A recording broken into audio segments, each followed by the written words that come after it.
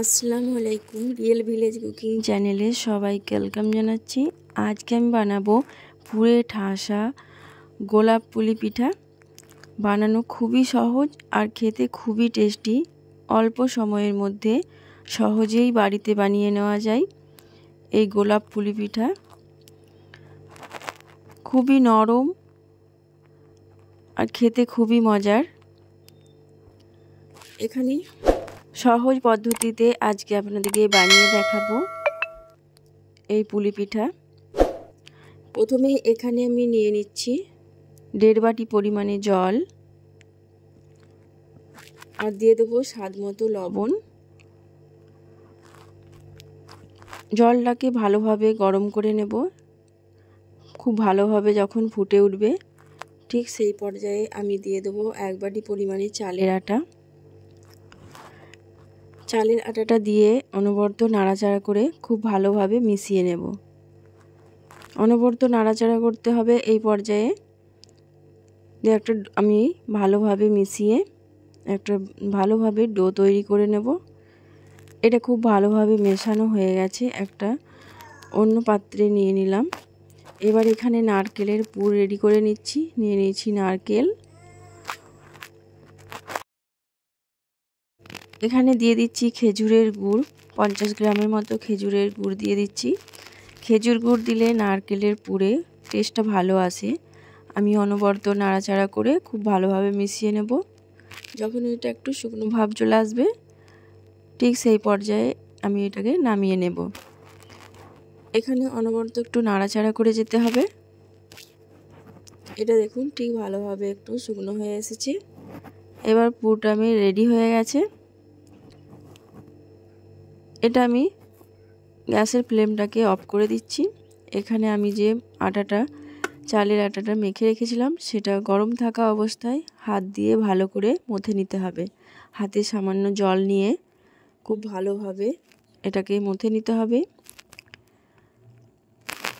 এই দেখুন আমি একটা ডো তৈরি করে নিয়েছি। এবার এর কাছ থেকে অল্প অল্প করে নিয়ে এখান থেকে আমি অল্প অল্প করে নেব আর হাতের তালুর মধ্যে দিয়ে এইভাবে গোল করে নেব। হাতের তালুর মধ্যে দিয়ে খুব ভালোভাবে গোল করে নিতে হবে। দিয়ে আমি বেলে নেব। দিয়ে দিচ্ছি সামান্য আটা ছড়িয়ে একটা রুটির মতো করে বেলে নিতে হবে। খুব যে গোল করে বেলতে হবে তা নয়, একটু পাতলা মতো করে বেলে নেব। এবার একটা গ্লাসের সাহায্যে আমি একই শেপ দিয়ে নিচ্ছি। একটা লুচির আকারে প্রতিটা শেপ একই দিতে হবে। এইভাবে আমি শেপ দিয়ে নিচ্ছি। এখানে আমি 4টে বানিয়ে নিয়েছি। এবার বাকি যে অংশটা আছে সেটা আমি পরে আবারও বানাবো। ঠিক একইভাবে আমি সব কটা বানিয়ে নেব। এবার আমি একে একে করে এইভাবে সাজিয়ে দিচ্ছি। ঠিক আমি যেভাবে সাজিয়েছি সেইভাবে সাজাতে হবে। একটার উপর আরেকটা ঠিক এইভাবে আমি 5টা দেব। একটার উপর আরেকটা এইভাবে সাজিয়ে নিতে হবে। আপনারা যদি আমার চ্যানেলে নতুন হয়ে থাকেন স্কিপ না করে পুরো ভিডিওটা দেখবেন, ভালো লাগবে। এবার আমি ওপর থেকে এইভাবে লম্বা লম্বা করে নারকেলের পুর দিয়ে দিচ্ছি। নারকেলের পুরটা আপনারা এখানে বাড়িয়েও দিতে পারেন। এইভাবে লম্বা লম্বা করে দিতে হবে। এবার দিয়ে এক সাইড থেকে এইভাবে ফোল্ড করে দিতে হবে। আমি যেভাবে করছি ঠিক সেইভাবে দেখুন। এইভাবে করে টেনে এই সাইডে মুড়ে দিতে হবে। খুব বেশি চাপ দেওয়া যাবে না। এই রকম করে খুব আলতোভাবে এইভাবে গুটিয়ে নিতে হবে। এই দেখুন সহজেই হয়ে যাচ্ছে। এটা যদি একটু একটু ফেটে যায় কোনো অসুবিধা নেই, হাত দিয়ে একটু চাপ দিলেই এটা জয়েন হয়ে যাবে। এই দেখুন এইভাবে একটা গোলাপ ফুল রেডি হয়ে গেল। এইভাবে একটু চাপ দিলেই এটা সহজেই মিলিয়ে যাবে। দেখুন খুব সুন্দরভাবে গোলাপ ফুল রেডি হয়ে গেছে।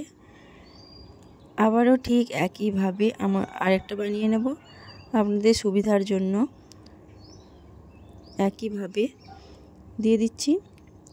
এবার উপর থেকে নারকেলের পুর দিয়ে দিচ্ছি, দিয়ে এই সাইড থেকে একটু ফোল্ড করে দেব। খুবই আলতোভাবে এটা করতে হবে। দিয়ে এই সাইড থেকে এইভাবে আলতোভাবে গুটিয়ে নেব। প্রতিটা গোলাপ ফুল আমি একইভাবে রেডি করে নেব। এই দেখুন, দেখতে খুবই সুন্দর হয়েছে পুরে ঠাসা এই পিঠা রেসিপি। এই দেখুন, এগুলোকে আমি ভাপে বানাবো। এখানে একটা পাত্রের মধ্যে জল নিয়ে নিয়েছি, ওপরে এরকম পিঠে বানানোর জন্য জাল জাল টাইপের একটা পাত্র নিয়েছি। এর উপরে গোলাপ ফুলগুলো দিয়ে দিচ্ছি। এই পিঠেগুলো উপরে দিয়ে দিলাম। এবারে ঢাকা দিয়ে রেখে দেব 6 থেকে 7 মিনিট। 6 থেকে 7 মিনিট পর ঢাকনাটা আমি খুলে নিচ্ছি। দেখুন, খুব সুন্দরভাবে পিঠেগুলো ভাপেতে সেদ্ধ হয়ে গেছে। এ দেখুন, দেখতে খুবই সুন্দর হয়েছে আর খেতে খুবই মজার পুরে ঠাসা এই পিঠা রেসিপি। এ দেখুন,